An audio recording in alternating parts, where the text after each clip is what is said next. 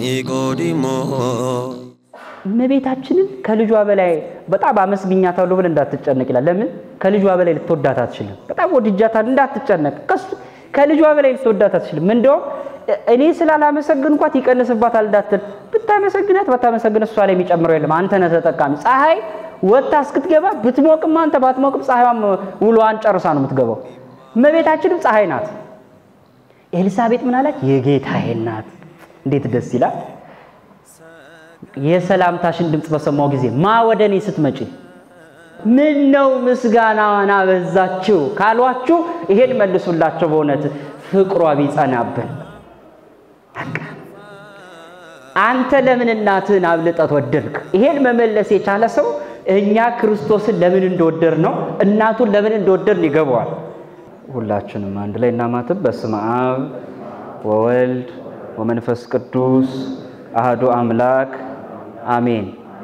እግዚአብሔር የሚወዳችሁ እናንተም የምትወዱት የእግዚአብሔር ቤተሰቦች የንጽሕተ ንጹሃን የቅድስተ ቅዱሳን የድንግል ማርያም የአስራት የቃል ኪዳን ልጆች ሁላችሁ እንደምን አመሻችሁ?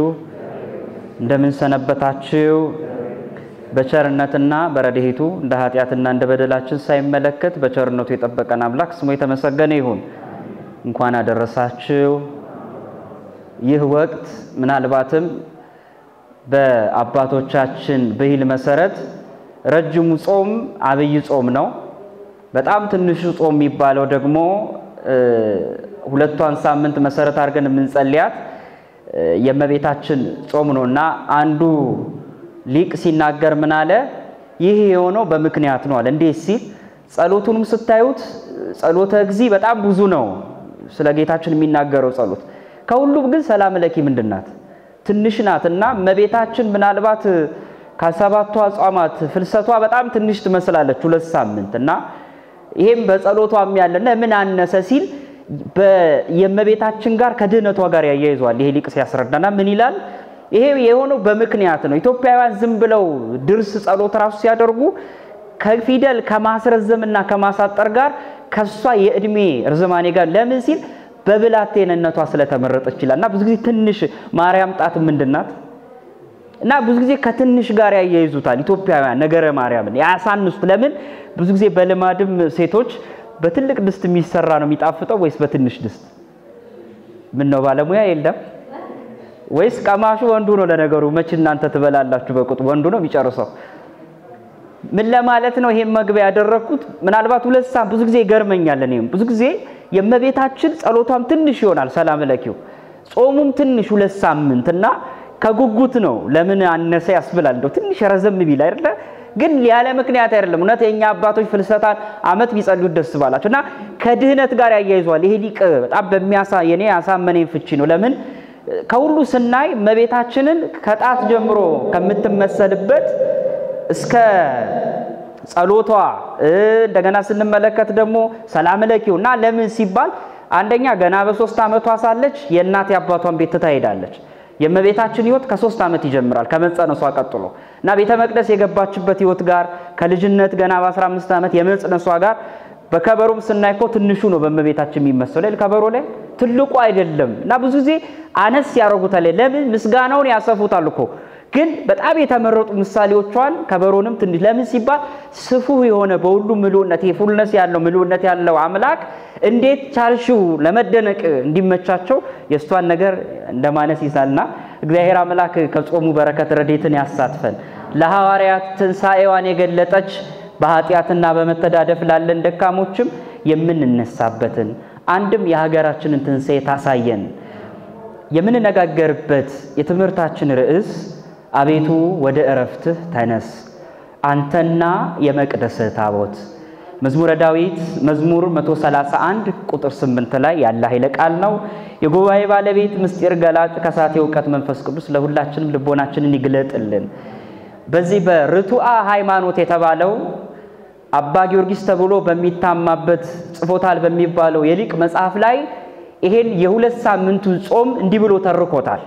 በተለይ ሐዋርያት ይህን ጾም ሲጾሙት አንዱ የትምህርቱ መነሻ ያደረገው አባ ቢንያም ታላቁ መነኩሴ ለአንቲያኮስ የላከለትን አንድ ጥቅስ መሰረት አድርጎ ነው። አባ ቢንያም ለአንቲያኮስ በነገረ ማርያም ላይ መልእክት ጽፎለታል እና አንዱ ማስረጃ የሚያቀርበው ርቱ ሃይማኖት የጻፈው ሊቅ በነገረ ማርያም አትደነቅ በነገርኩ ነገር ልክ እንደ ይሄ ባስሊዮስ ለወንድሙ ለጎርጎሪዮስ ዘኑሲስ የጻፈለት መልእክት አለ ሃይማኖተ አበው ላይ አትደነቅ ጎርጎሪዮስ ዘኑሲስ ወንድሜ መከፈል ያለበት መከፈል የሌለበት ብዬ ሚስጥረ ሥላሴ ስለነገርኩ አትገረም ይህ ካይምሮ በላይ ነው ብሎ እንዳደነቀው አባ ቢንያምም ለአንቲያኮስ ሲልክለት አትደነቅ በነገረ ማርያም እኔ ነገርኩ በጣም ስንዝሯን ነው የሷ ነገር ተመርምሮ ያልቀሚልና ምን ይሏል አንድ ዶ ደስ የሚል ጥቅስ ይናገራል ምድር ፍጡራን ሁሉ ተሰብስበን ዋጋ ብንሆን የአንድ የጸጉሯን ዘለላ ዋጋ እንሆንም ማለት በእውነት ስሟ የተመሰገነ ይሁን የአንድ ጸጉሯን ወለላ ዘለላ እንሆንም ማለት አባ ቢንያም ምን ያህል ፍቅሩ ቢገባው ነው እናንተ መቤታችን ፍቅር ያተኮሰው ሰው እንደ ኤማውስ መንገደኞች ልቦናው ይገላል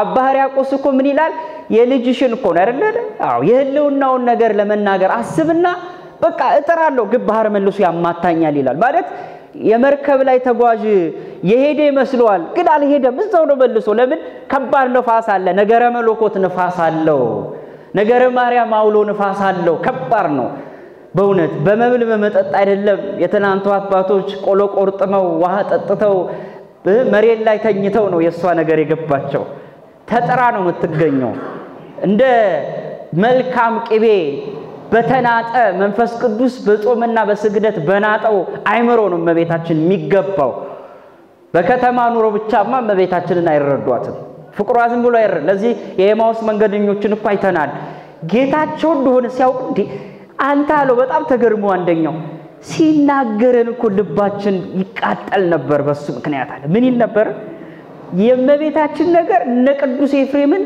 በቃ አቃጥሏቸዋል አልቻሉም መቤታችን ያለፈችበት መንደር መቤታችን ያለፈችበት ህይወት ያነዳል ያቃጥላል አያስችልም የስሟ ነገር ሲነሳ ያንገበግባል ለዚህ እኮ ነው እዚህ በውዳሴ ማርያም ትርጓሜ ላይ በመንሰማ ሁሌ ለምን ይላል ሊቁ እንዴት አርገው ነው የጻፉት እኔ ኢትዮጵያውያን የጻፉት በእውነት ይተርጉሙ የኛ ሊቃውንት ምስጋና ይገባቸዋል ቅዱስ ኤፍሬም ምን ማለት ነው ማን ነው ሶራይ በሀገሩ ለባይ በግብሩ ያሰኘው ምንድነው ኩስካ በወይን መጥረብ በብርጭቆ እየሰራ የለት ጉርሱን ያመት ልብሱን ይመጻውት ነበር ይላል አይደል ውዳሴ ማርያም ሲመጻውት በመቤታችን ስም ይመጻውት ነበር ምን ነው ሌሎቹን ንቋቸው አቃሏቸው ነው ሲል አራ አይደለም አያችሁ ሌላ አይምሮ እንዳይመጣበት ተው እንዲ እንዳታስብ አይደለም የሷ ፍቅር ቢጸናበት አለ ስሟ የተመሰገነ የማ ፍቅር ቢጸናበት ስለዚህ ዛሬ የነገረ ማርያም ቴዎቶኮስ ያልገባቸው ክርስቶሎጂ ነገረ ክርስቶስ ያልገባቸው ሰዎች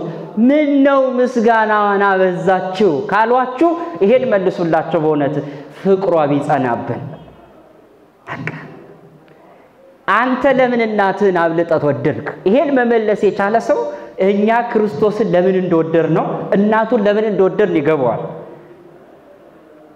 እና ይሄ ቅዱስ ኤፍሬም ትርጓሜ ላይ አንዱ በጣም የሚያስደንቅ ቃል ነው እና ፍቅሯ ቢጸናበት ነው በቃ እና ለሌላ ያልመጸወት ነው ለክፉ ነው አትበሉ ይሄ ለዛሬ መልስ ይመስለኛል ይሄ የውዳሴ ማርያም አንድምታው ትርጉም በተለይ ለታድሶ ለመናፍቁ ጸረ ቤተ ክርስቲያን ሆኖ በየመጻፍቶቻቸው ስለመቤታችን ብቻ ወራችሁ ይላሉ አይደል ወደሱ አደላችሁ ግን ምን አለ ውዳሴ ማርያም ተርጓሚው ሊቅ ለሌላው አልመጸወተም እንዳትሉ ለምን የሷ ፍቅር ስለጸና ፍቅሯን ያጽናልን በልባችን አቤቱ ወደ እረፍት ተነስ አንተና የመቅደስ ታቦታል ይሄ የመዝሙረ ዳዊት ጸሐፊው እንደምናውቀው በጣም ረጅሙ ምዕራፍ ተብሎ የሚጠቀስ ነው ከመጽሐፍ ቅዱስ ነብይ እግዚአብሔር ታላቁ ትንቢተኛ በእጆቹ በገና አንድ ብዕርን ዘርግቶ የጻፈ ልበኛ አዋቂው ደግ ተነሳሂው አባት ንጉስ ዳዊት ነው በጣም የሚገርመው ንጉስ ዳዊት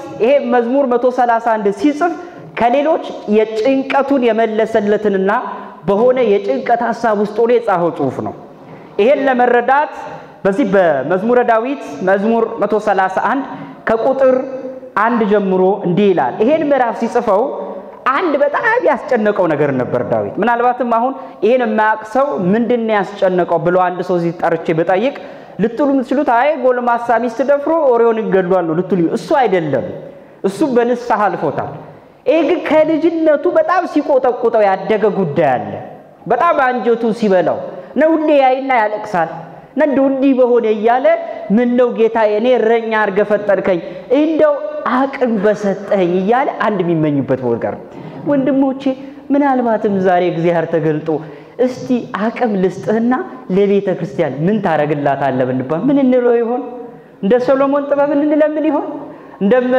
አባ ጊዮርጊስ ዘጋስጫ እመቤታችንን እመቤቴ ባያላት አይደለ ሲበላም ሲጠጣም ሰው በልቶ በሚያስወግድበት ቦታ አባ ጊዮርጊስ ያመሰግናታል እንደ ትንታግ እሳት ከሐዋርያት ላይ እሳት አይለያቸውም ይላል አረጋይም ለምን ሲል በጣም ይገርማቸው ሐዋርያት ሲያስተምሩ አንዱ ቆሞ ሲያስተምር ያዩ ነበር ሐዋርያት በተለይ እነ ጴጥሮስ ዮሐንስ ሲያስተምር ከስካፋቸው እሳት ሲወጣ ትንታግ ልክ ቅዱስ ኤፍሬም ባስልዮስን ያዩ አይደለ የቅዱስ ኤፍሬም እንደምናቀው ልጅ ሆኖ ጉባኤ ኒቄያ ሄዷል እና የያዕቆብ ዘንብጺን ተማሪ ነው እና ከጉባኤ ኒቄያ ተመለሰ ለሊት ህልም አየ ይላል ምንድነው ህልሙ የብርሃን ምሰሶ አየስ ከሰማይ ተዘርግቶ ጌታዬ ማን ነው አለው ይህ በቂሳሪያ የሚገኝ ኤጲስቆጶስ ጳጳስ ሊቅ ደግ መምህር ነው ሂድና አግኘዋል ጧት ሄደ ሲያይ የብርሃን መነሳንስ ይዞ የብርሃን ካባ ለብሶ የብርሃን መስቀል ይዞ የብርሃን አትሮንስ ላይ የብርሃን የተለበጠ መጽሐፍ ሲያነባየ ወርቅ የተጫማ ወርቅ የለበሰ ወርቅ ላይ የሚተኛ ቅዱስ ከመቼ ጀምሮ መጣ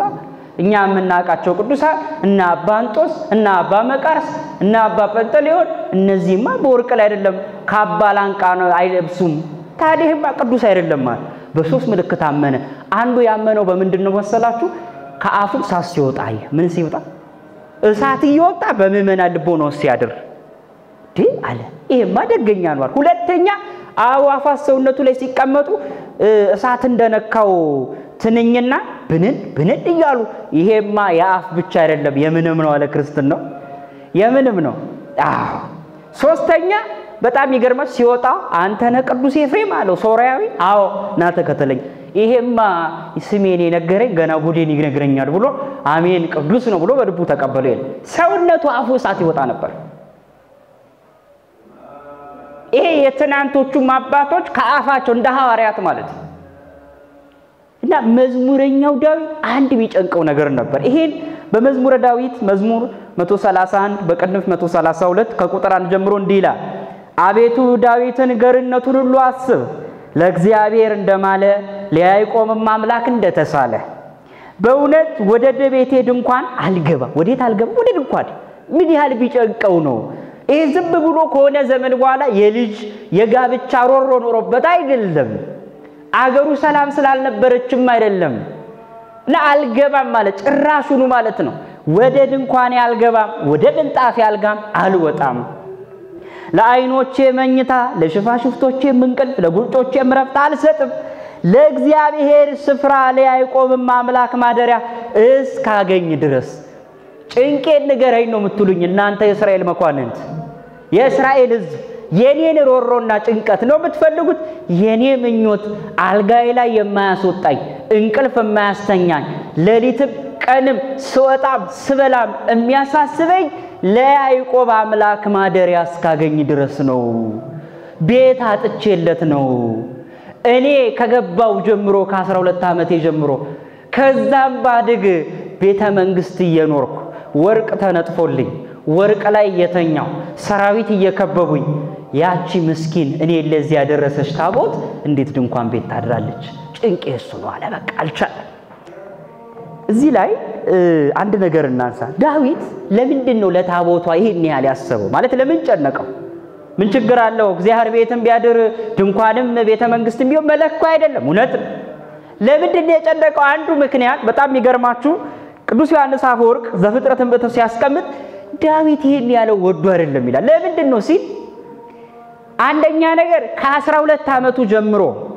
ከዛም በኋላ ለዚህ ለንግስና ክብር ያበቃው የታቦቱ አምላክ ክርስቶስ የታቦቱ አምላክ እግዚአብሔር ነው በኋላ ተወልዶ ክርስቶስ ተብሎ ከሱ አብራክ የተገኘው አምላክ እና እኔን እናትና አባቴ እንኳን ንቀውኝ ገና ለንግስና እንኳን ሳልታጭ በግድ ከረኝነት የተጠራው እናትና አባቴ ረስተውኝ ይሄ ታቦት አይደለ እኔ ለዚህ ለክብር ያደረሰኝ ለዚህ ታቦትማ ቤተክርስቲያን ሳላንጽለት አልሞትም እኔ ዳንዳንዴ ሳስቡ ኢትዮጵያውያን ይመስሉኛል የዳዊት ሐሳብ ትልቅ እናቶችና አባቶች አላያችሁ እንደ ደና ቦታ ሲሄዱ እኔማ ለጊዮርጊስ ቤተክርስቲያን ሳልሰራለት እንቅልፌንም አልተኛም ሲሉ ሰምታችሁ አታውቁ? እኔማ ለተክለ ሃይማኖት ቤተክርስቲያን ሳለ መጽሐፍ ቅዱሳዊ ነው የኛ የእናቶች ጥቅስ አይጥቀሱላችሁ እንጂ ዳዊት ናቸው የኛ እናቶች እኮ ጥቅስ አይጥቀሱ እንጂ እኮ የኛ መዝሙረኛውን ዳዊት ህይወት እኮ ነው የሚነግሯችሁ እኔማ ለመቤቴ ቤተክርስቲያንን ሳላንጽ ረሞታለሁ የሚሉ የሉ ተቸግረው ለምኖ ቤተክርስቲያን የሚያሳንጹ ዳዊት የዛ ልብ ነውና ለምን መሰላችሁ ከረኝነት እሱ በተናቀ ጊዜ ሰው ያደረገኝ እኮ የታቦት ነው ወንድሞቼ ዛሬ እኮ ለአገልግሎት ቤተክርስቲያን እዚህ ቁጭ ብለን እንድንማር ያደረገችን እኮ እቺ ልዕልት የሆነች ቤተክርስቲያን እኮ ናት ሁሉን ካያለበት በጣም ይገርባችሁ ነው መናፍቃን ራሱ እኮ ለመናፍቅነት የደረሱት እኮ ከሷ ወጥቶ ነው ግን የእንትን ካበባ የወጣ ሾው ይሆናሉ እግዚአብሔር ልብ ይስጥልንና እና ዳዊት አባትና እናቴ ረሱኝ አንተ ግን ምን አልከኝ ይሄ ለራሱ መዝሙረኛው ተናግሯል በጣም ይገርማችሁ እንደውም መልሶ ይሄን በርግጥ ሊቁ ሲተረጉመው ትርጓሜ ላይ አባትና እናቴ ተውኝ አንተ ግን አሰብከኝ ማለቱ ለሩካቤ መስሏል ሊቁና አባት ለሊት ላይ ዘር ሴቷ ደም ተቀበላ ጽንስ ሲሆን ከዚያ በኋላ አባት እናቴ ረስተውኛል ትተውኝ ተኝተዋል አንተ አይደለ ወይ ከአባቴ ወገብ ከሴ ላይ ተፈለቀቀችን የዘር ፍንጣቂ በእናቴ ማህፀን ቋጥረህ በእትብት እየመገብክ ያለትንታ ውሃን እየሰጠህ ያሳደከኝ አንተ አይደለ ሌላውን ብረሳ ጽንስ ውስጥ ሆኜ ጠበከኝ አንተ አይደለ እንዴት ረሳለሁ ታዲያ ላንተ ታቦት ሲያንስ ነው ላንተ መቅደስ ሲያንስ ነው በደንብ አርጌ ሰራላለሁ ሲሉ ዳዊት በነገራችን ላይ ተጸነሰው ህይወቱ ራሱ ያው በተለይ ከልጆቹ መሃል ብዙ ትኩረት የማይሰጠው ልጅ ነው ለዚህ አንዱ ማጣቀሻ ዮሐንስ አፈወርቅ የሚያስቀምጠው እድገቱን ነው ለምን አወላለዱ ራሱ ከዚህ ጋር ይያዛል ለራሱ ተናግሯል እናቴ በኃጢአት ወለደችኝ ብሏል በትክክል በኃጢአት ነው የወለደችው አንዳንዴ ይላል ዮሐንስ ጋብቻም ላይ ኃጢአት አለ ይላል ምንም ላይ ትክክለኛ ጊዜውን ያልጠበቀ መንፈስ ህይወት ከሌለ ጋብቻ ላይ ራሱ ኃጢአት የሚሆንበት ሰዓት አለ ምንድነው ታሪኩ መሰላችሁ የዳዊት አባት እሴይ ሚስቱ ነበረችና ሚስቱን ይጠረጥራት ነበር ይላል ትርጓሜ ለምንድነው ከወሌላ ከጎረቤት እየወጣች ትገናኛለች ብሎ ያማት ነበር እና እንዲቀቆች ሴትዮማ ምን ይላታለው ብዙ ጊዜ ባሎች ሲናደዱ ሚስቴ አይደለ ጎናጥንት ይሉና ከዛ ስትናደዱስ ሴትዮ አይደለ ምትሉት በጣም ተናዶ ስለነበረ እፈተናታለሁ ብሎ በይ እንግዲህ አለ ቻው ሰላሙኝ እኔ ወደ ክፍለ ሀገር ለሥራ ልሄድ ነው አለ በለዳሁን ብላ ስንቀቋጥራ ሄላከችው እሱ ግን ከከተማው አልወጣም ዞሮ ማታ የጎረቤትየው ልብስ ለብሶ ራሱን ካባውን ጫማውን ሁሉ አቀማጠሙን ለብሶ ማታ ቤቷ ገባ መጣ ከደጄ ብላ የማንን ስም ጠራች የጎረቤቷን ስም ገብቶ ከማን ጋር ተገናኘ በዛ ሌሊት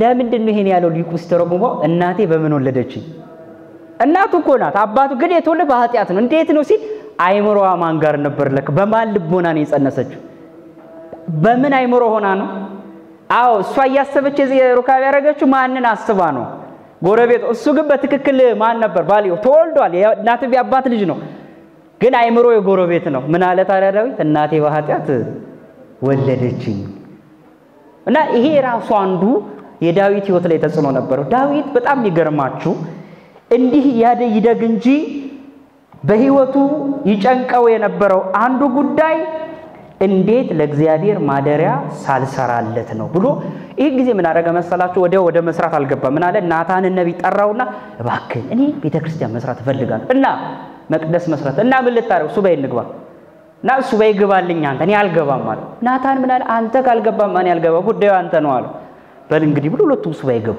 ጸሎት ያያረጉ ማቅላይ ለብሱ በጣም ይገርማችሁ እግዚአብሔር ወዲያው መልስ ሰጠ በማን በኩል ለዳዊት አልነገረው ለናታን ነገረው ሄደና ነገረው መቅደሴን እንዳትሰራ በለው ለምን የሰው ደም አፈሳሃል ሄዶ ነገረው እግዚአብሔር ተው ብሎሃል በጣም ይገርማችሁ ዳዊት አላዘነ ለምን ካንተ ልፋት እግዚአብሔር ፈቃድ ይበልጣል ከኔና ካንተ ፍላጎት የእግዚአብሔር ፍላጎት ይበልጣል ሳሙኤልን አጥተውቱ ሳኦል ምን አለው እኔ እስከመጣ ምን እንዳትሰዋ አለው ተው እንዳትሰዋ እኔን ጠብቀኝ ምን አለሱ እኔ ለጦርነት ቶሎ መሄድ አለብኝ ደሞ ይሄን ሰውዬ ስጠብቀው ላለው እንደ በሷት አቀረበ ምን ያለው ሳሙኤል ሳኦል ለምን ቸኮልክ አይደለ ከንጹህ መስዋዕት ምን ይበልጣል መታዘዝ ይበልጣል አለ ዳዊት ለምንድን ነው ያላዘነው የሚለውን ራሱ ትርጓሜ መልስ ይሰጥ። ለምን እንዳላዘነ ታውቃላችሁ? እግዚአብሔር የከበረችይቱን ቤተ መቅደስ ለካ አሳይቶታል። ቀና ሲል በብርሃን ምሰሶ፣ በብርሃን ነጸብራቅ፣ በብርሃን ክፈፍ፣ በብርሃን መርገፍ የሚያምር መቅደስ አየ። ከሷ መቅደስ ላይ ጎልማሳ ብሎ ሕዝቅኤል የጠራው ንጉስ አምላክ ካባ የለበሰ ወርቅ የተጫማ ንጉስ ከሷ ሲወጣ አየ። ምን ብሎ ነገረው? ከወገብ ፍሬ በዙፋን ላይ ምን እላለሁ አኖራለሁ። ምን አለ ዳዊት? ይሄን ጊዜ ሐሴትን አደረገ። ለምን? የተሻለችይቱን መቅደስ አሳይቶታል። እሱ ለካ ተራውን ግንብ ሲያስብ የትኛይቱን ነገረው? ነገረ ስጋዊው ነገረ ክርስቶስ በራእይ ያሳየው። ይሄንንም ነው እንግዲህ ራእዩን ካየ በኋላ እንዲህ ይላል። ቅድም ያነበብኩላችሁ ከቁጥር 1 ጀምሮ እንዲህ ይላል። ለእግዚአብሔር ስፍራ ለያዕቆብ አምላክ ማደሪያ እስካገኝ ድረስ ብሎ እነሆ በኤፍራታ ሰማነው። የነበረው መጀመሪያ ይሄ ግንቡን ቤተ መቅደስ ነበር የኦሪቱ ማደር። በኋላ ግን ወይ በኤፍራታ አገኘሁት። የትኛውን? ስመኘው የነበረውን የመሲሁን ማደሪያ። የትኛው ኤፍራታ? ነብዩ ሚልኪያስ የተናገረላት ቤተልሔም ብሎ የተናገረላት። በዚያ በዱር ውስጥ ምን አለው? አሁን ሌላ ቤተልሔም ሳይሆን የክርስቶስ ጽንሰት መሆኑን የምናውቀው በዱር ውስጥ ማገኘ ነው። ወደ ማደሪያዎቹም እንገባለን፣ እግሮቹ በሚቆሙበት ስፍራ ሁሉ እንሰግዳለን። አቤቱ ወደ እረፍት ተነስ አንተና የመቅደስ ታቦት። ስለ ቃሉ የተመሰገነ ይሁን እግዚአብሔር ስም። ወደ ቤተልሔም አገኘሁት እውነተኛይቱ ማደሪያ መቅደስ። ስለዚህ አንተና የመቅደስ ታቦት፣ አንተና ድንግል ማርያም፣ አንተ እንደተነሳ መቅደስ ታቦት የተባለች እመቤታችንን አስነሳት። አንተ ብቻ ተነስታ አትቅር፣ ሊቀ ካህን ባለበት መቅደስ ያስፈልጋልና ከሊቀ ካህኑ ቀጥላ ማን ተነሳች? መቅደሲቱ እመቤታችን ተነሳች። ይህን ቅዱስ ቤተክርስቲያን በዚህ በሰሞነ ፍልሰታ የምታስተምረው ትምህርት ነው። ታቦት የተባለች እመቤታችን ቅድስት ድንግል ማርያም ናት። ስለዚህ ትምህርት የምንነጋገረው ቅዱስ ኤፍሬም የታቦት ሕይወት ይላል። እናንተ አንድ ላይ በሉት፣ የታቦት ሕይወት በሉ። የድንግል ማርያምን ሕይወት ይመስላል። ይህን ቅዱስ ኤፍሬም ያስተማረውን ትምህርት ነው በተከታይ እንማራለን። እረፍት የተባለ መንግስተ ሰማያት ነው። አንተና የመቅደስ ታቦት ወዴት? ወደ እረፍት። ምን ማለት ነው? አንተስ ቀድሞ አምላክ ሆነ ተነስተሃል፣ በትንሳኤ በእርገት አሳይተና፣ አንተ ብቻ ግን አትነሳ። መቅደስ የተባልከ አንተ ነህ። ክርስቶስን መቅደስ ይሏል መጽሐፍ ቅዱስ። ለምን? ይሄን ቤተ መቅደስ አፍርሱ በሶስተኛው ቀን ምን እለዋለሁ አስነሳዋለሁ ይላል። እና ቅዱስ ኤፍሬም ምን አለ? የታቦት ሕይወት አለ። ይሄን ጥቅስ ጠቅሶ የድንግል ማርያምን ሕይወት ይመስላል። አባቶቻችን እመቤታችንን ታቦት ሲሉ ምክንያት አላቸው። እሱ ነው የመጀመሪያው። በዚህ በኦሪት ዘጸአት ምዕራፍ 24 ከቁጥር 15 ጀምሮ ያለውን ቃል እንመልከት። ይሄን በጣም በዚህ በውዳሴ ማርያም አንዱ የተመረጠበት። በነገራችን ላይ ለምንድን ነው ፍልሰታ ላይ ውዳሴ ማርያም የሚተረጎመው? ብዙ ጊዜ ጥያቄ ያመጣልና ለምን ሲባል አንዱ ይሄ 16ቱ ቀንን በደንብ ዲፋይን ያደርገዋል፣ በደንብ ይተረጉመዋል። ብዙዎቹ ጥቅሶች ከድንግል ማርያም እርገትና ከድንግል ማርያም የህይወት የ64 ህይወት የተገናኙ ናቸውና አሁን ራሱ ያጣቀስ የምንማረው ቀጥሎ የውዳሴ ማርያምን ቃል ነው።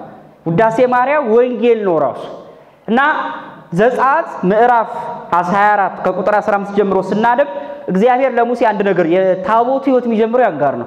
የድንግል ማርያምን ጉዳይ እዛ ጋር በደንብ ይጠቀሳል። እግዚአብሔር በደመና ውስጥ ለሙሴ ና ወደ ደመናው አለ። በጣም ይገርማችሁ፣ በጣም ጭጋግ ነበረ። በጭጋግ በዲም ይላል አይደል? በጢስ ይላል መጽሐፍ ቅዱስ ውዳሴ ማርያም እና በጣም በደመና ውስጥ ሆኖ ና እፈልግሃለሁ አለው። ኢያሱን ከእግረ ደብር ወይም ከተራራው ስራ አስጠብቆ ይህ ህዝብ አመለኛ ነው ጠብቆ ብሎ አሮንን በዙ ላይ ሽቦ ሄደ። ከተራራው ሲደርስ በጣም ይገርማችሁ ሱባኤ ይዞ ነው ጸሎት ይዞ 40 ቀን 6 ቀን ያህል እግዚአብሔር አምላክ ሲስልበት አደረ። ወይም 7 የእሳት መጋረጃ ተከለበት። አንደኛውን የእሳት መጋረጃ አለፈ ይላል፣ ሁለተኛውን አለፈ፣ 6ኛው ላይ ወደ 7 ለማለፍ ሲል ወደቀ። ለምን ሲል አንዱ ትርጉም ለምንድን ነው? ከኔ ከፍጹምነቴ ባህሪ ልታውቀኝና ልትመረምረኝ አትችልም። 7ኛው የእሳት መጋረጃ የእግዚአብሔር ሀልዎት ነው። 6ቱ ስነ ፍጥረት ግን ኦሪት ዘልደት ትርጓሜ ሲያስቀምጠው ምን ይላል? ለምን 6ኛው ወደ 7 ሊያልፍ ጣለው ሲል 6ቱ የእሳት መጋረጃ የ6 ቀን ስነ ፍጥረትን ለካ ሲስልበት አድሯል። ሙሴ ስነ ፍጥረትን ጽፏል አይደል? ዘፍጥረትን እና አንደኛውን መጋረጃ ሲያልፍ የእሁድን ስነ ፍጥረት ሳለበት ይላል። ሁለተኛውን የእሳት መጋረጃ ሲያልፍ የዕለተ ሰኞ ሰኑይ ሳለበት ይላል። 6 ቀን እስከ 6ኛው ድረስ እስከ አዳም ተፈጥሮ የ6 ቀን ስነ ፍጥረት ሳለበት ይላል ወደ 7ኛው ግን ሄዶ ምን አለ ወደቀ ወይም አረፈ ምን ማለት ነው መጽሐፍ ቅዱስ ምን ይላልና እግዚአብሔርም በስንተኛው ቀን በ7ኛው ቀን ምን አለ አረፈ ከዛ አላለፈ ሙሴንም ከ6 ያላሳለፈው ለምንድነው ሲል እግዚአብሔርም ስነ ፍጥረትን የጨረሰበት ነውና በቃ ሲለው ነው ከዚህ በላይ አትመርመር በጣም ይገርማችሁ እግዚአብሔር አምላክ 6ኛይቱ ወደ 7ኛው ሊያልፍ ሲል ምን ሰጠው ጽላቱን ሰጠው 5 ምን ማለት ነው አለ ቅዱስ ኤፍሬም 6 ቀን ስነ ፍጥረት ከገለጠ በኋላ ወደ 7ኛው ለማለፍ እንዳልቻለና ከ7ኛይቱ ብርሃን ጻዳል ወጥቶ ክርስቶስ እንካብሎ 7ኛይቱ መጋረጃ ላይ ሆኖ ነው የሰጠው ጽላቱ እንደሰጠው ሁሉ አለ እመቤታችንም 6ኛ ቀን የተባለ አዳም ከወደቀ በኋላ ምን የማለቷ የመሰጠቷ ምሳሌ ወይ አዳም ድነቱ ምክንያት የሆነ ምሳሌ ነው 7ኛው መጋረጃ የተባለ ከክርስቶስ ለኛ የመሰጠቷ ምሳሌነት አለ ያን ጽላት ተቀበለ ና ለካ ሙሴ ወደ ተራራው ሲሄድ እነዛ አመለኛ ይሆኑ ጸባያቸው አስቸገሩ እስራኤላውያን ምን ማድረግ ጀመሩ ሙሴ ይጠፋ ግማሹ እበላ ምትል የሲናን እሳት ያለው ብሎ ይሄን በልቶት ይሆናል ግማሹ ደግሞ አረክ ይሄን ጥሎን ሸሽቶ ይሆናል አሉ በኋላ ምን አሉ አሮን ግበር ለና ማለክተ ዚያን አሉት አሮን ወይ በእኛ መካከል ግበር ለና ማለክተ ዚያን በእኛ መካከል ጣዖትን ስራለን ምናመልከው አይተን ምናመልከው እንፈልጋለን አሉት አሮን ጨነቀው ምን ያል ብልህ ነበርና ምን አለ እስራኤላውያን ወርቅ ወዳጅ ናቸው አምጡ ብለም ቢላሉ ወርቃችሁን አምጡ አላቸው ሁሉም ለካ ሰይጣን ያደ በጣም ይገርማችሁ ለቤተ ክርስቲያን ማሰሪያ ምእመናንን ለመርዳት ለቤተ ክርስቲያን አገልግሎት ሲሆን ብዙ ጊዜ ካያችሁ ለመጠጥ የሚወጣ ብርና ለዚያ ይወጣ ሰይጣን ሲያደነድን ግን ብሮቻቸው ወርቆቻቸው ዝገፍ አድርገው ሰጡት ጉርጓዱ ውስጥ ከተቱት አለ ለምን እሳት ለቅቅ ያጠፋዋለሁ ብሎ እውነትም እሳት ሲለቅበት ሰይጣን ከመሃል ገብቶ የላም ጥጃ ሁለት የላም ጥጃ አድርጎ በሴቶች አንድ በወንዶች አንድ አድርጎ ወጣ ያን ጊዜ እየወረዱ እየፈጠፈጡ ማልቀስና ለዛ መስገድ ጀመሩ እንግዲህ ነው ሙሴ 40 ቀን ጨርሶ ጽላቱን ይዞ ሲመለስ ኢያሱን አገኘው ከግረደብር ተያይዘው ሞረድ ሲወርዱ ምን ሰሙ የጩኸት ድምጽ እንዴ ኢያሱ የምሰማው ድምጽ ምንድነው ድል አርገና ይመጣ ነው ግብጽን ድል ያደረገ አምላክ የተመሰገነው ያመሰገኑ ይሄስ ድምጽ የምስጋና ድምጽ አይደለም ጠላ እንደጠጣ ይላል ትርጓሜ ምን እንደጠጣ ወይም እንደቀመሰ መጠጥ የስካር ድምጽ ነው እናያቸው ሲይመጣ እውነትም የዘመው ኃጢአት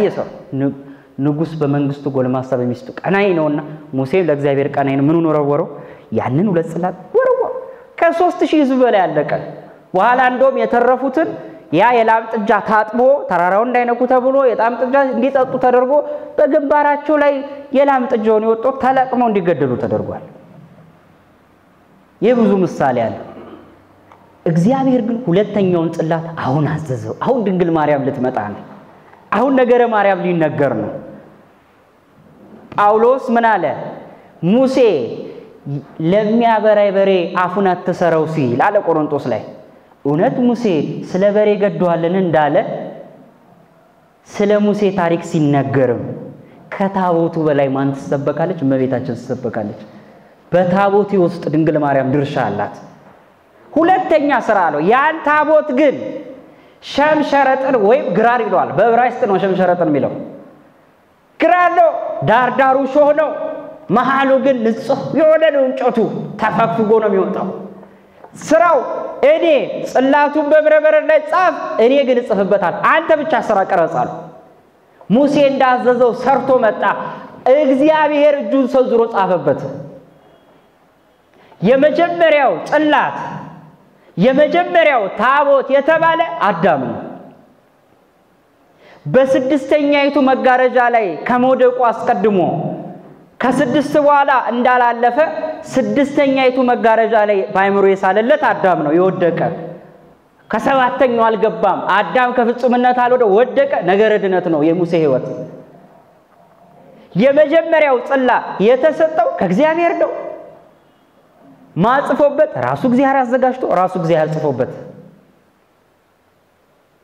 የመጀመሪያው አዳምን በግብረ እግዚአብሔር በእደ እግዚአብሔር የመፈጠሩ ምሳሌነት አለው ሁለተኛይቱ ጽላት ግን ስለአን መጀመሪያው ምትክ ተደርገ የተመጣች እመቤታችን ቅድስት ድንግል ማርያም ነው ስሟ የተመሰገነ ይሁን ስለ መጀመሪያው ጽላት ሙሴ ሰርቶ አመጣ ማን በእጁ ጻፈበት መልሱልኝ ማን በእጁ ጻፈበት እግዚአብሔር ምን ማለት ነው እመቤታችን አለ ተርጓሜ ከሰው ወገን ትገኝ እንጂ ማን በማህፀኗ ተጸንሶ አየ ነው እሷ ብራና ሆኖ አካላዊ ቃል በማህፀኗ ተጸነሰ እምነ በረዱን ሰርቶ ያመጣ ሙሴ ነው ከሰው ወገን ተገኝተሻል ካናና ከያቄብ ግን ባንቺ ማህፀን ውስጥ ቃልን ያነበብንብሽ ብራና ነሽ ፀሐይን ያየንብሽ ምስራቅ ነሽ ሽቱን ያገኘንብሽ ቀንዲል ነሽ የሳሙኤል ቀንዲል አላታ ባህሪያቆስ የማን ቀንዲል የአበው ልቦና ያፈላሽ የአበው ልብ የጠራሽ የነሄኖክ አምላክ የነይስሐቅ አምላክ አንቺው ነሽ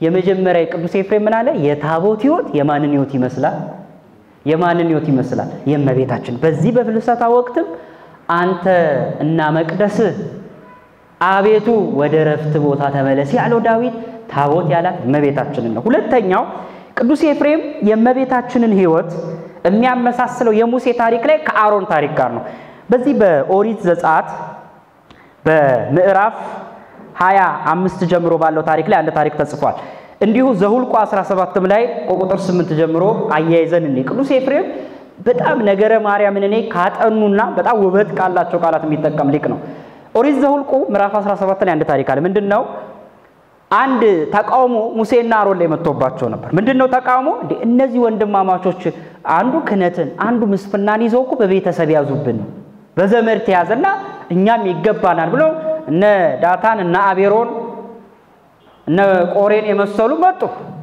ምን አለ አሮን ደው እስከ መደብደብ ቤተ መቅደሱ እስከ ማቃጠል ደርሰው ነበር እግዚአብሔር ግን መልሷቸዋል ረፉ ብሎ በኋላ ምን አለ አሮን ቢጨቀው ሙሴ ያለው እነዚህ ህዝቦች እኛ ላይ ተነስተውብናል እና በቃ ከየነገዱ የካህን በትር ይላክና ጸሎት ተደርጎበት ይለይ ተባለ እንደተባለው ጸሎት እንዲለይበት ተደረገ የሚደንቀው ነገር ግን ከ12ቱ የአሮን በትር እጿ በለምልማ ተገኘች የማን በትር እግዚአብሔር ሐሰታቸው ስለገለጠ እንደው ምድር ውጣቸዋለሽ የሚገርማችሁ ያ አሮን የተባለ ግን አሉ ሊቃውንት ዮሴፍ ነው ለምን ለክህነት የተመረጠው ዮሴፍ አሮን በትሩ እንደለመለመች ለክህነት የተመረጠ ቤተ መቅደስ ጠባቂ ሊሆን ርዕሰ ክህነትን ሊያገኝ የተመረጠ አሮን በትሩ እንደለመለመች ከ12ቱ የእስራኤል ነገዶች በትር ተለቅሞ እመቤታችንን ለመጠበቅ ተመረጠ አቃቢ ኃይለ ማርያም የተባለ ዮሴፍ ተመረጠ ስሙ የተመሰገነ ይታላቃ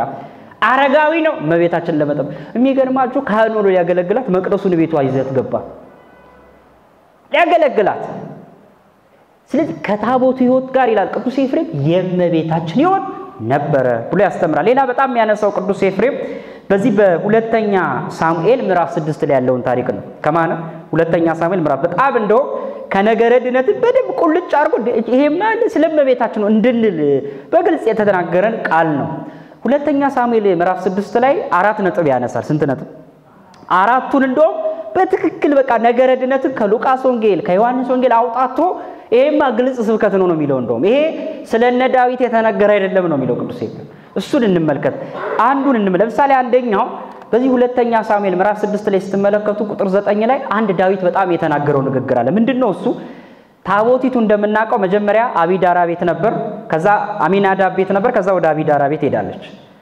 ምክንያቱም መቀመጥ ስላልቻለች ነው በዛ በጣም ይገርማችሁ ግን ገና ታቦቲቱ እየመጣች ነው ብሎ ፈረሰኛ መጥቶ ሲነግረው ዳዊት ተጨነቀ ቅድስቲቱ ታቦት ወደ እኔ ልትመጣ በጣም ይገርማችሁ ዳዊት ስሜቱን እንዴት እንደምንረዳው ተመልከቱ ምን ያህል ለታቦት ክብር እንዳለው ለታቦት በጣም ፍቅር አለው ቅድስቲቱ ታቦት ወደ እኔ ልትመጣ እንዴት ይሆንልኛል አለ ቁጥር 9 ላይ እንዴት ይሄ የሚገርማችሁ ንግግር ግን ለታቦቲቱ ሲሆን ፍጻሜው ለእመቤታችን የተነገረ ቃል ነው የሉቃስ ወንጌል ምዕራፍ 1 ላይ ዳግሚት ዳዊት የተባለች እንደ ዳዊት ስለእመቤታችን የተናገረች ቅድስት ኤልሳቤጥ ናት በሉቃስ ወንጌል ምዕራፍ 1 ላይ ነገረ ድነትን ከኤልሳቤጥ ጋርና ከእመቤታችን ጋር አያይዞ ሲጽፍልን ሉቃስ ምን አለ እመቤታችንም ቅዱስ ገብርኤል ካበሰራት በኋላ አንድ መረጃ ሰምታለች ምን የሚል ካንቺ ወገን የምትሆን ኤልሳቤጥ ከጸነሰች ከሽመገለች በኋላ ጸንሳለች አለ ይሄንን በጣም ይገርማችሁ ትርጓሜ ላይ ሲያስቀምጥ ምን ይላል ኤልሳቤጥ ለካ 6 ወር ሸሽገው ነበር ይላል መጽነሷል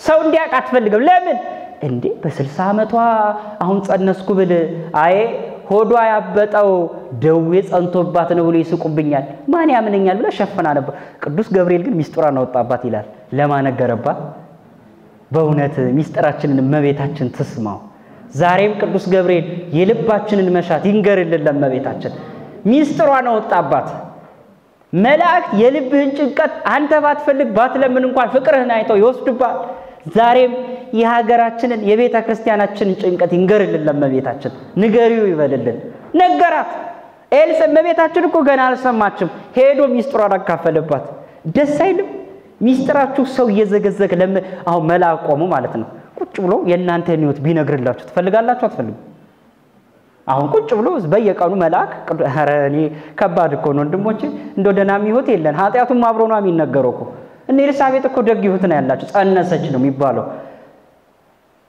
ነገረባት በጣም ይገርማችሁ እሷም ዘመዷ ስለሆነች ተራራውን እንዴ በጣም ይገርመኛል ሉቃስ ሲጽፍ ምን አይነት ሰዓሊ ነው ተራራውን እየፈጠነች ሄደች ይላል በፍጥነት ተራራ ተዘግሞ ይኬዳል እሷ ግን ፈጣን ደመና ይላታል ራእይ ላይ ፈጣን ደመና ማንንም አይቀድማትም ለምልጃ ከፍጡራን መካከል እንደመቤታችን የሰለጠነ የለም በእርሷ አማላጅነት ሳይተማመኑ መዳን የለም ሄደች ኤልሳቤጥ በጣም ይገርማችሁ የተቀበለችበት መንገድ እኔ ቅዱስ ኤፍሬም በደንብ ያስተማረበት መንገድ ይደንቃል ምን እንዳለ ታውቃላችሁ ከአቀባበሏ ነው የሚጀምረውና ምን አለ የጌታዬና የሰላምታሽን ድምጽ በሰማው ጊዜ ጽንሰው ማለጽና ምን ያቀርባል ሶስት ነገር አንደኛ ማለት ለምን ተደነቀች እኔ በፊት ቢሆን እንኳን አትደነቅም ይላል ለምን አንደኛ ገና ህፃን ልጅ ናት የ60 ዓመት እናት 15 ዓመት ልጅ ልጠይቃት ብትመጣ አትደነቅም ልጅ መጣሽ ቁጭ ወይ ነው የምትላት እንደ ተፈጥሯዊ ማለት ሁለተኛ ደግሞ መምጣቷ ግዴታ ነው ዝም ብለን ስናየው ለምን 60 ዓመት እናት መታረስ ካለባት 15 ዓመት ወጣት ነው መምጣት ያለባት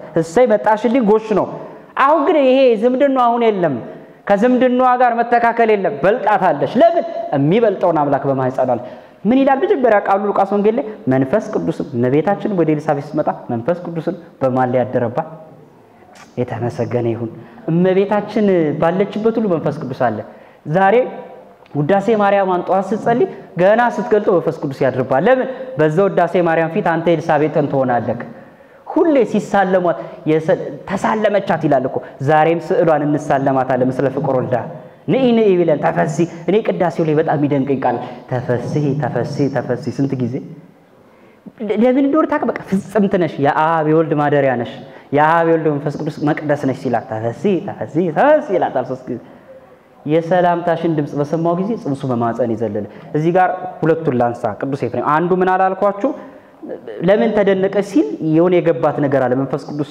ውስጧን ስላናገራት ሁለተኛ ቢደንቀው የምኔ እናትን ያለቻ እንዴት ሚደንቅ ቃል ነው እናንተ በምን አወቀች ማን ነገራት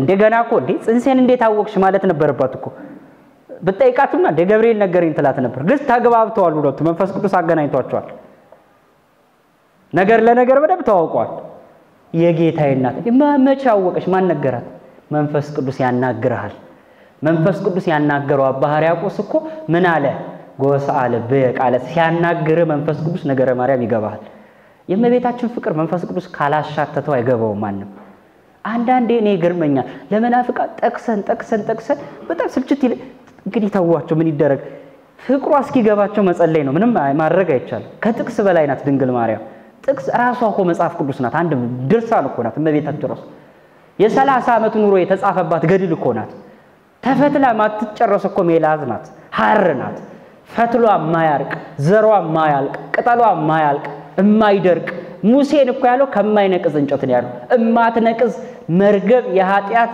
እርግፍ ጋፊ እንኳን አላገኛትም ጤዛው አላገኛትም አይደለም እሷን ጥንታ አብሶ ሊያገኛ ሰይጣን ይፈራታል ገና ሲያያት ለምን በሴት ትዕቢት በሔዋን ያጣኑ እንድነት በሴቷ በትህትና ቅዱስ ገብርኤልን ድል አድርጋ ስትጸንስ አይተናላ ደሞ ከጸሎት በቀር እንደመቤታችን ከጸሎት ቀጥሎ እንደመቤታችን ይፈራዋል እንደ ሰይጣን ክብር ይግባትና ለስም አጠራሯ አዎ እንግዲህ ወደ ነገሩ ስንመለስ በጣም ይገርማችሁ ዳዊት ምን እንዳረገ ታውቃላችሁ እንዴት ወደኔ ትመጣለች ኤልሳቤጥ ምን አለች ታዲያ የጌታዬ እናት እንደ ወትሮ ቢሆን አለ ቅዱስ ኤፍሬም ሲያስቀምጥ እንደተለምዶ የህቴ ልጅ ነበር ማለት የነበረባት የምን ልጅ አይደል በጌታ በኩል ከመሄድ የቱ ይቀላል ዘመዴ ነሽ አይደል የህቴ ልጅ እንኳን መጣሽ ቀለል ለማድረግ አሁን እንዲህ የለም ዛሬም ያሉ ሰዎች እንኳን መናፍቅ ዘመዷ እንኳን አላቀለለቻትም አክብራታለች አረጋይቷ አሁን አይሰራማ አባ ጊዮርጊስ በዘመድ የመመካትን ሀብት አልሰጠሽም ይላል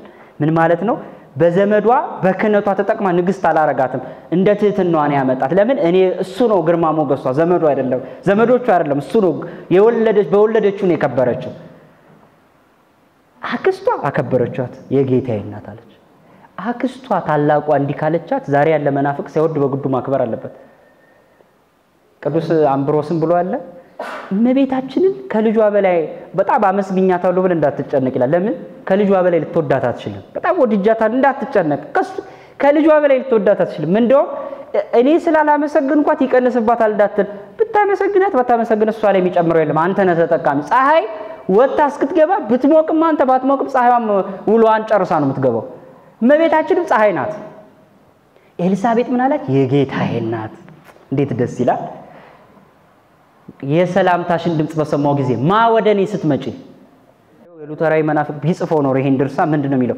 ኢየሱስ ወደኔ ሲመጣ ነው የሚለው ለምን አይፈልገውም ወይ አንቺ ወደኔ ስትመጪ ኮን ምን ማለት ነው ነይ ምስለ ሚካኤል ምስለ ገብርኤል ብለ ምን ጸልዩ ትክክል ነው ማለት ነው ምጥ ያዛት ሴት ነይ ማርያም ነይ ያለች ለምን ይሄው መጽሐፍ ቅዱስ ነገር የዛሬው መናፍቅ ለማጣመም ቢሆን ኖሮ ኢየሱስ ወደኔ ሲመጣ በእውነቱ ጽንሱ በማጸኔ ምን አለ ይቀር ይበላቸው በእውነት ከንዲ ንግግር ሁለት ሶስተኛው ላንሳ ምን ይላል እሱ የጌታዬ እናት ማለቷ ሲገርም አለ ጽንሱ በማጸኔ ዘለላለች እነ ቅዱስ ያሬድ ሰገደ ብለውታል ትክክለኛው የነ ቅዱስ ያሬድ ነው እኔ ግን ቅዱስ ኤፍሬም ይሄ ለምን እንዳለው ልንገራ መዝለሉ እርግጠኛ ናት እንትን ነው የተሰማት ስሜት ነው አይደል ሆዷ ላይ በቃ እሷ የተሰማት ነው ስትመጣ የሆነ ስሜት አሁን ለምሳሌ የወለዳችሁ እህቶች ልጃችሁን ጸነሳችሁ እንደው ያው በጣም ችኩል ባል ካለ አሁን እኮ እየሳቀ ነው ይላል ችኩል ባል አይው አሁን እኮ ለኔ ያየኝ ይላል እንደው እኮ የባል አይደል ልቡ የተወሰደ ባል እንደዚህ ይላል ግን ስሜቱ ማወቅ ይቻላል የህፃኑ ማወቅ አይቻልም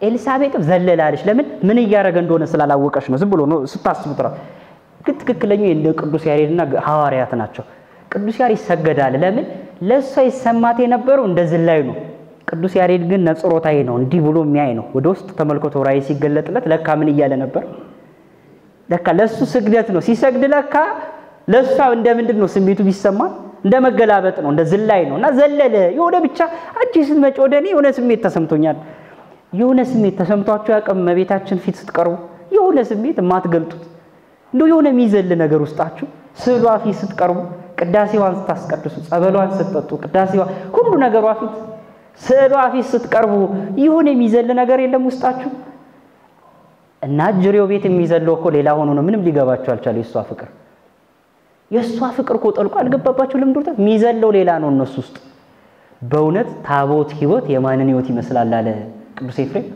የድንግል ማርያምን ህይወት ለምን ዳዊት ታቦቲቱ ስትመጣ እንደዘለለ የኤልሳቤጥ ማህፀን ልጅ ማን ዘለለ ቅዱስ መጥምቁ ዮሐንስ እንደውም የመጥምቁ ዮሐንስ እናቱን የመሰለ ልጅ ነው እኮ የሚገርማል እናትየው ብቻ አይደለችም እሱ ራሱ እኮ ሊጠመቅ ሲመጣ ምን አለ እኔ ባንተ ዘንድ ልጠመቅ ይገባኝ አንተ ወደኔ ትመጣል እንደው የእናት ልጅ አይመስላችሁም እንደዚህ መመሳሰል ልጆቻችሁ እናንተ እንዲመስሉ ከፈለጋችሁ እንደዚህ ገርታችሁ አሳዱ እንዴት ጌታዬ ልትጠመቅ ወደ እናትየውን ብላለች አረ እናትየውን ለምን ትመጫለሽ ብላት የለም መቤታችን አጥባቂ ምን አለ አረ ጌታዬ አንተ እኔ ለአንተ ዘንድ ልጠመቅ እኔ እዚህ ላይ አንድ ነገር ላንሳ በዚህ በምዕራፍ 3 ላይ አንድ ጉዳይ ተከስቶ ነበር በጌታ ደቀ መዛሙርትና በመጥምቁ ዮሐንስ ደቀ መዛሙርት በአይሁድ ዳኝነት ጸብ ተነስቶ ምንድነው የጌታ ደቀ መዛሙርት በጣም እየበዙ መጡ አይደል እና የዮሐንስ ደቀ መዛሙርት እያነሱ መጡ እና በጣም የመጥምቁ ዮሐንስ ተከታዮች ይሄ አላስነካም ባይ አሁን እንደምንነው የሐሳውያን ተከታይ አይነት ብሂል ነበራቸው እና ሲያዩ ሄዱ መጥምቁ ዮሐንስ ጋር ሄዱና ምን አሉ ቁጥር 25 ላይ ምዕራፍ 3 ቁጥር 25 የዮሐንስ ወንጌል መምህሮይ አሉት ያ ካንተ ጋር ያጠምቀ የነበረው በዮርዳኖስ ማዶ አንተም የመሰከርክነት ሰው ሁሉ ወደሱ ይሄዳል አሉ ይሄ የንቀት እሱ ሊከሱት ነው ማን ጌታን ማን ጋር ቅዱስ ኤፍሬም ምን አለ ሌላው ቢቀር እንዴት ላክስቱ ልጅ ታሙታላችሁ አለ ለምን ሄደው እኮ ምዕራፍ 3 ቁጥር 5 ላይ ያሙት እኮ መምህሮይ ያ አሉት እንደው ክብር ይግባው ስሙን እኮ ያውቁታል ክርስቶስ መሲህ ማለት ይችላል እኮ ናዝራዊው ማለት ቢንስ ያ ካንተ ጋር ያጠምቀን አንተ የመሰከርክለት ይሁን የንቀቅር ንግግ ምን አለ ቅዱስ አይ እናንተ ተከታዮች ሌላ ቢቀር ላክስቱ ልጅ መታችሁ ታሙታላችሁ አለ በልጅነቱ የሰገደለትን አምላክ ሄደው እነሱ መምህር ሆይ እሱን መምህር አሉት። ማንን ግን መምህር አላሉ? አንዳንድ ጭፍን ተከታይነት ወንድሞች መጥፎ ነው። ቤተክርስቲያንን ተከተሉ፣ ሰው አትከተሉ። በእርግጥ ዮሐንስ መጥምቅ ቢገባቸው ቢከተሉት ወደ ምን አለ መጥምቅ ዮሐንስ ግን የሚያረካማ ደስ የሚል መምህር። የነሱ ጥያቄ ምን አለ መሰላችሁ?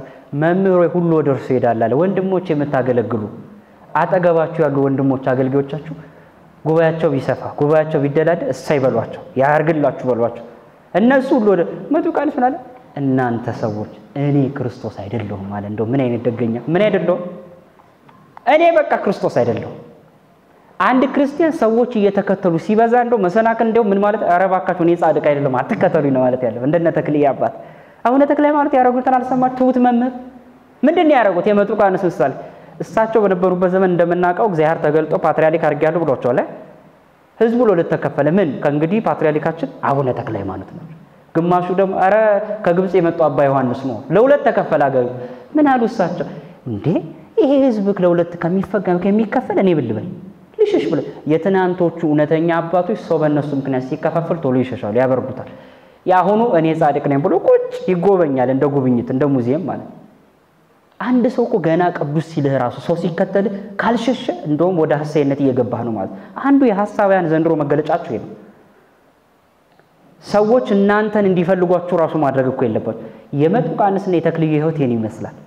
እና ምን ይላል ቅዱስ ኤፍሬም? ዘመዳቸውን ሄዶ አሙለት። መጥምቅ ዮሐንስ ግን ጌታን ይወደው ነበር፣ ያከብረው ነበር።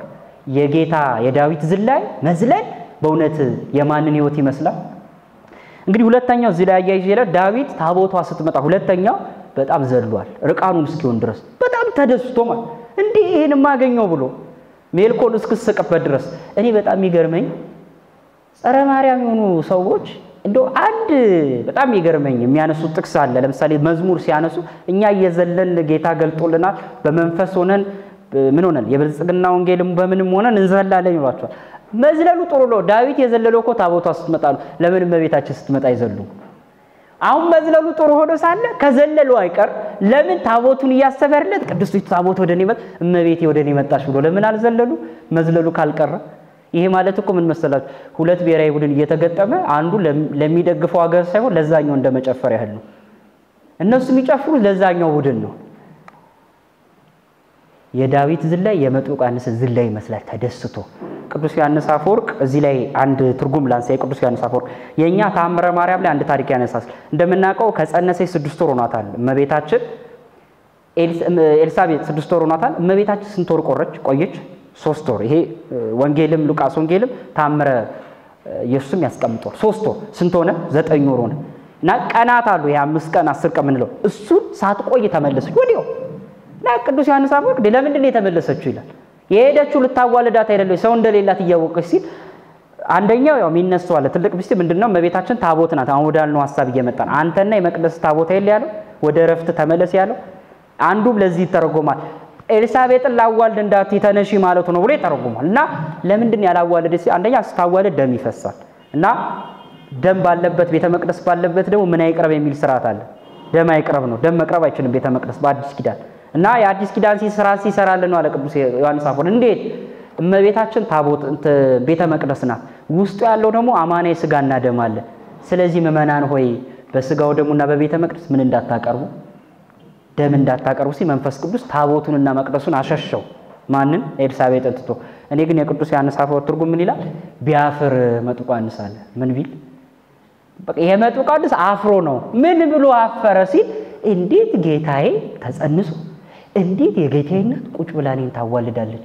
አረ መንፈስ ቅዱስ እባክህ በስግደቱ ብቻ አልቀረም እባክህ አርቅልኝ ብሎ የልቡን ፈቃድ አውቆ አይገርማችሁም? ግን ትትና ለካ እንዴ አንተ ትውት ስትል እግዚአብሔር ከጸነሳትም ቀድሞ ስለሚያውቅ ይመርጣል። ቢያፍር አለ ቅዱስ ኤፍሬም። ስለዚህ ሁለተኛው የዳዊት መዝለል ነው። ሶስተኛው ላንሳ። ሶስተኛው በጣም ይገርማችሁ እንደምናውቀው ታቦቷ ስትመጣ ኦዛ የተባለው ሰው በዚህ ሁለተኛ ሳሙኤል ምዕራፍ 6 ላይ ታነቡታላችሁ። ታቦቷ ስትመጣ እንደምናውቀው የወለዱ ላሞች ነው ተመርጦ አዛቦቹ ይላኩት። አዎ ጠንቋዮቹ ምን አሉ? አማከሯቸው አይደለ? አረ ዳጎኑን እየጣለብን በቃ አሉ እነዛ ጠንቋዮች። ወርቅ አርጋችሁ ሰረገል የወለዱ ላሞችን ልጆቻቸውን ትተው እንዲሄዱ አርጋችሁ ላኳል። እስራኤል ድንበር ላይ አመጡ እና ለካ ሲፋንኑ እነዛ ላሞች ሊወድቁ መስሎት ኦዛን እየሮጠ ሄዱ ያዛቸው። እግዚአብሔር ቀሰፈው። በኦዛ ጉዳይ ላይ ሁለት ነገር ይነሳል። አንደኛው አንዳንድ ሊቃውንት ምን ይላሉ? ለምን ቀጣው ትክክል አይደለም እሱ መያዙ ሲል አይ የትናንት ክፉ ህይወቱን ምክንያት አድርጎ ሲቀጣው ነው የሚሉ አሉ። ያው እግዚአብሔር በሚቀጣ ይቀጣል፣ ግን የትናንት ህይወትን አይቶ ይቀጣል። ሁለተኞቹ ደግሞ አይ ስርዓትን ሽሯል፣ ለስርዓቱ ቀጥቶታል፣ በመጨረሻው ዘመን ግን ምን ያወርሰዋል? ርስትን ያወርሰዋል። እንዲህ ያለው ቅጣት ነው ብሎ ደግሞ የሚተረው ይሄ በርግጥ ሁለተኛውን ሐሳብ ከዮሳ ታሪክ ጋር ይመስላል። ለምሳሌ ዮሳ እንደምናውቀው ዮሴፍ 4 ልጆች አሉት። ዮሳ፣ ስምዖን፣ ያዕቆብና ይሁዳ።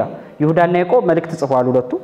እና ዮሳ የተባለው እመቤታችን ስደት ላይ ሆና ተክዛ ልጇን ይዛ ቆማ ነበር ይላል ታምሬስ። እና ለካ ሄሮድስ እየመጡ ነው ከሩቅ። ይሄን አይቶ እየሮጠ ሄዶ ዮሳ መቤቴ ብሎ አስደነገጣት። ምንድነው እሱ? ልጅሽን ሊገሉት ሄሮድስ እየመጡ ነው።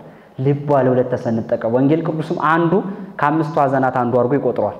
ልቧ ተሰነጠቀ። ጌታ ዞረና ለምን እናቴን አስደነገጥካል? ወይኔ እንዴት ያለቃል! እመቤታችን ላይ የሚናገራፍ እግዚአብሔር ይሰቡር እንጂ ንስጥሮሳዊ አርዮሳዊ ሐሳብ እንዴት ያስደነግጣት! ልጇ እንዴት አይሰቀቅ በሷ ላይ በሚነገር ክፉስ ለምን ኃጢአት ሰራህ ብዬ አልቀጣህም፣ መንግስተ ሰማያት እስካወርስ ድረስ ግን ድንጋይ ሆነ ትቀራለህ። ምን ትሆነ? ድንጋይ ሆነ እስከ መንግስተ ከዛ አስነሳለሁ ርስት። እንዲህ ያለ ቅጣት ነው የዮዛን ብሎ ይተረጎማል። ሲነካው ቀጣ። ይሄ ምን ማለት ነው? ትክክል ቢሆንም የቤተ ክርስቲያን ሥርዓት መዳፈር እንደማይቻል ነው እዚህ ላይ የምንማረው። አንድ ሰው የሚያደርገው ትክክል ሊሆን ይችላል፣ ግን ከቤተ ክርስቲያኑ ሥርዓት ላይ ምን ማለት አይችልም። እሱ እንደፈለገ ቀኖና ማስተካከል አይችልም። ያዘ፣ ተቀሰፈ፣ ሞተ።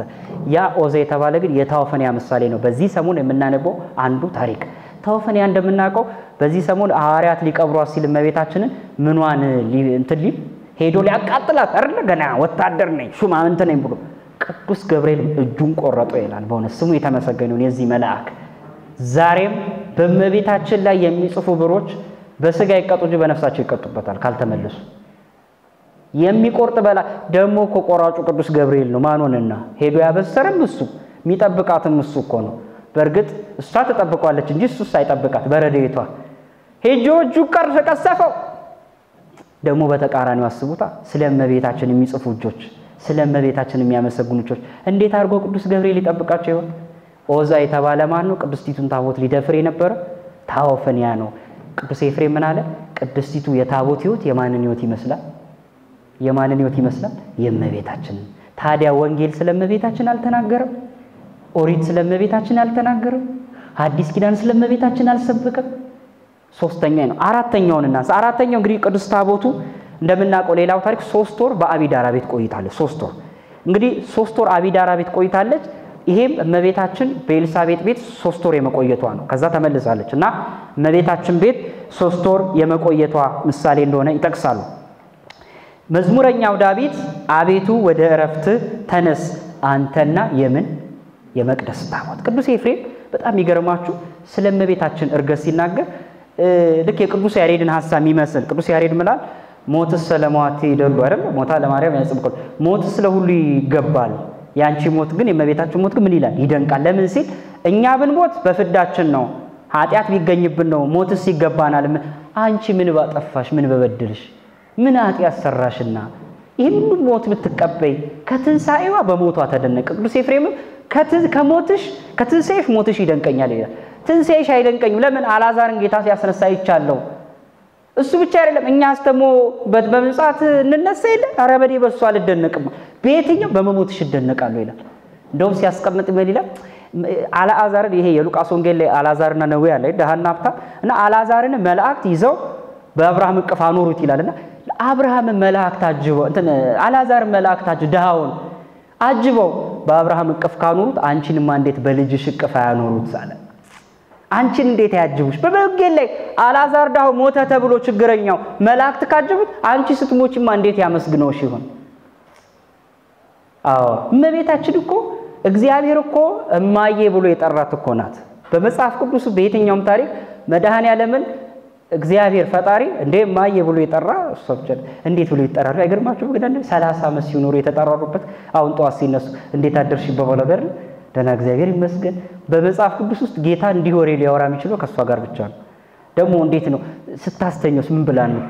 አንድ ጽሑፍ አለ ባለፈው ያነበብኩትና እመቤታችን ቅዱስ ኤፍሬም ነውና እዚሁ ትምህርት ላይ እንዴት ብላ አስተኛችሁ ነውና ሹሩር የሚል ነውና ማለት ዓለማዊ ሴት ስታስተኛ ልጇን እንዴት ነው የምታስተኛው አይደል ልጄ ማሬ ወተቴ ያለች ግጥም እየገጠ አሁን ጌታን ያለምን አምላክ ምን ብላ ይሆን የምታስተኛው ነው ጠንቆት ነው ቅዱስ ኤፍሬም እና አንተ ከደመና ውሃ ቋጥረህ የምታዘንብ አምላክ አንተ ታለቅሳለህ ሲያለቅስ አንተ ታነባለህ ደግሞ ምን ይላል ሲያስቀምጥ ቅዱስ ኤፍሬም መሰላል የማይተኛውን አምላክ አስተኛችሁ በቅፏ እንደ ልጅ አሳድጋ የ30 ዓመት የሆነው ህይወቷ እኮ ራሱ ድርሳን አንዳንዶች ምን ያቀርባሉ መጽሐፍ ቅዱስ ወንጌል ስለመቤታችን አልተናገረም ይላሉ በመጀመሪያ ደረጃ ወንጌል የተጻፈው የጠየቀ አካል ስላለ የተጻፈ በመጀመሪያ ዓላማውን መረዳት ዓላማውን ሳይረዱ ነው ለምሳሌ ወንጌላት የጻፉት በዛ ዘመን የነበሩ አይሁድ ነገረ ክርስቶስ ረቆባቸው ስለነበር አንድም ደግሞ እነ ማቴዎስ እነ ሉቃስ እነ ዮሐንስ ሌሎቹ ያስተምሩና መመኑም ይላል አሁን አጠመቃችሁ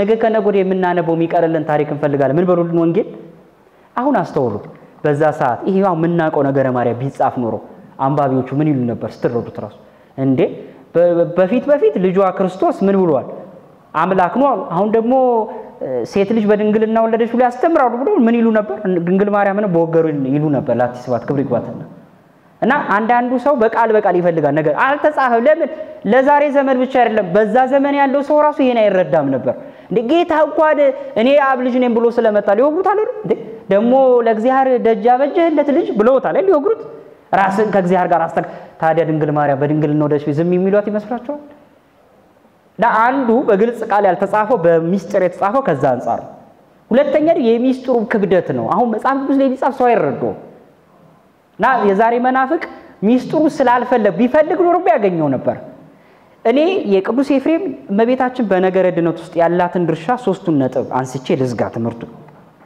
አሁን ይሄ አቤት ወደ ረፍት ተነስ አንተና የመቅደስ ታቦት የሚለው 3 ነገር አንዱ የሚያነሳው ዘፍጥረት ምንድነው እሱ የሚለው መሰላችሁ ከነገረ ክርስቶስ ነገረ ማርያም ይቀድማል ይላል በእኛም ቤተክርስቲያን ብዙ ጊዜ ነገረ ማርያም ይነገርና ማንጸነሰችው ቢሉ መቤታችን ከዛ ክርስቶስ ይመጣል ይሄ ትምርት ዝም ብሎ የመጣ አይደለም በጣም እኔ ቅዱስ ኤፍሬም ይሄን የኛም ሊቆንት ያስቀመጡበት ለካ ምክንያቱ ትረዱታላችሁ ነገረ ማርያም ለምን እንደሚቀድም ዘፍጥረት ምዕራፍ 1 ቁጥር 1 ጀምሮ ያለው ነው እሱ ምን ይላል አሁን ምን ይላል እሱ ስለ አዳማው ዝም ብሎ ቢነገር ኖሮ ይላል ለምሳሌ አዳም ማለት እንዲህ ነበር ብሎ ቢጀምር ኖሮ ታሪኩ አይገባንም ታሪኩን የተረዳ ነው ከላይ በቀዳሚ ገብረ እግዚአብሔር ሰማይ ወምድር በመጀመሪያ እግዚአብሔር ሰማይና ምድር ፈጠረ ብሎ የ6 ቀን ፍጥረት ስለነገረን አዳም ማን እንደሆነ ገብቶናል ልክ እንዲህ ሁሉ ስለ አዳም ለማውራት ሰማይና ምድር እንደተነገረው ስለ ዳግማይ አዳም ክርስቶስም ለማውራት በፊት ሰማይ ምድርም የሆነችለት ስለመቤታችን ማወቅ ይቀድማል አለ ቅዱስ ኤፍሬም ስለ አዳም ከማወቅ በፊት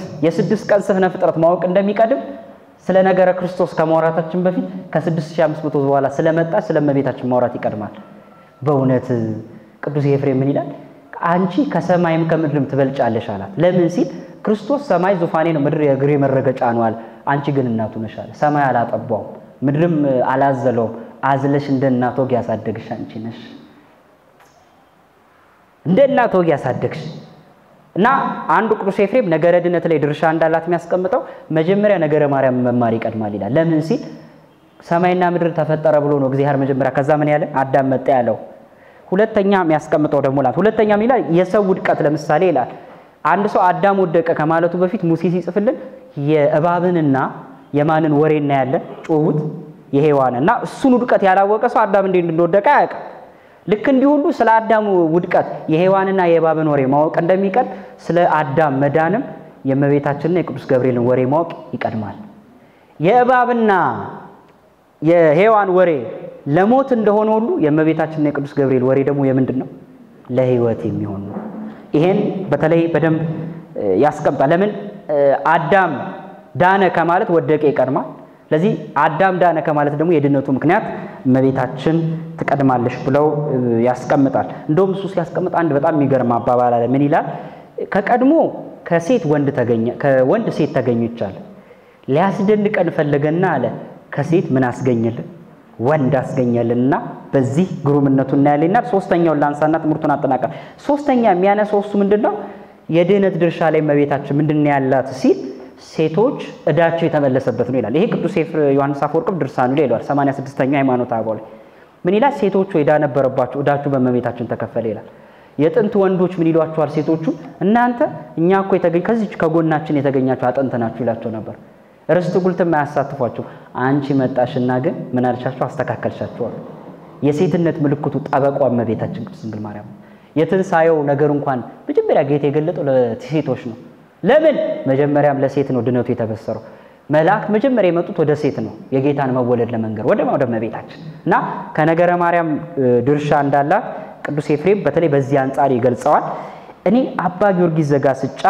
አንድ የተናገረው ላንሳ ምን ይላል እዚህ አርጋኑን ጸሎቱ ላይ እመቤቴ ማርያም ሆይ የኃጢአተኛ ምስጋና ለምኔ ነው እንዳቲ ለኔ የኔ ኃጢአተኛ ያንቺን ቅድስና ሊያረክሰው አይችልም ምን ይላል የኃጢአተኛ ምስጋና ምኔ ነው እንዳቲ እና ሳመሰግንሽ አደራ እንዶ ኃጢአተኛ ነው ብለሽ እንዳትንቀኝ አቃለው ኃጢአተኛ ነኝ የኃጢአተኛ ምስጋና ምኔ ነው አይጣቅመኝም እንዳይታይ አይጥቀምሽ ግን ምንም ቢሆን የኔ ኃጢአት ያንቺን ቅድስና ያጎድፎም ስሚኝ ዛሬም በቅዳሴዋ ተስማኝ በጸሎቷ በጾማችን ተስማኝ እና ቅዱስ ቤተክርስቲያን ይሄን ሰሞን በደንብ የቅድስት ድንግል ማርያምን እርገት የምታስተምርበት ትልቅ የመገለጥም ወቅት ነው እመቤታችን ቅድስት ድንግል ማርያም እርገቷን ቤተክርስቲያን ስታስተምር በተለይ በግብረ ሕማማትም እነ ቅዱስ ዮሐንስ አፈወርቅም እንዳስተማሩ ከሁሉም ቀድማ መንግስተ ሰማያትን ያየች እሷ ብቻ ናት ስሟ የተመሰገነ ይሁን በጣም ይገርማችሁ ይሄ ግን ለሷ ተራ ነገር ነው ለምን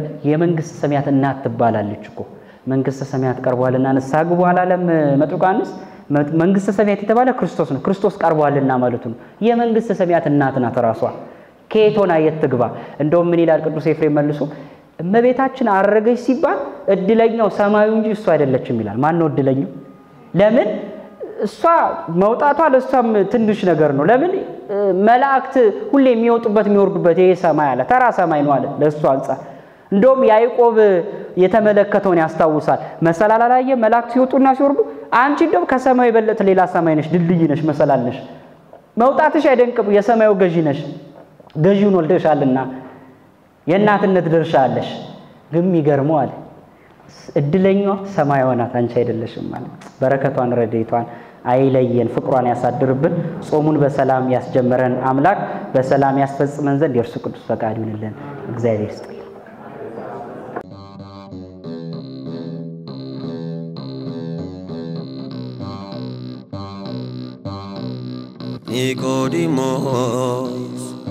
ኒቆዲሞስ ክቡር ኒቆዲሞስ ክቡር ሌቱን በብርሃን የሚማር መምህር